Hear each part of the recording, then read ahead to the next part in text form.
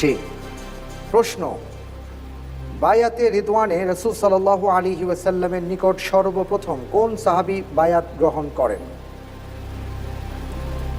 ক আবু বকর রাদিয়াল্লাহু আন, খ ওমর রাদিয়াল্লাহু আন, গ জাবির ইবনে আব্দুল্লাহ, ঘ আবু সিনান আল আসাদি। আবু বকর রাদিয়াল্লাহু তাআলা আনহু। এখন দেখা যাচ্ছে যে আগেরটি ভালো ছিল। জি, ক আবু বকর রাদিয়াল্লাহু আন। নেব এটা?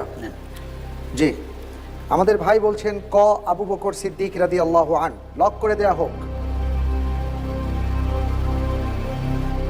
আমরা দেখতে চাই উত্তরটি সঠিক হয়েছে কিনা। উত্তরটি ভুল হয়েছে। সঠিক উত্তর হলো আবু সিনান আল আসাদি।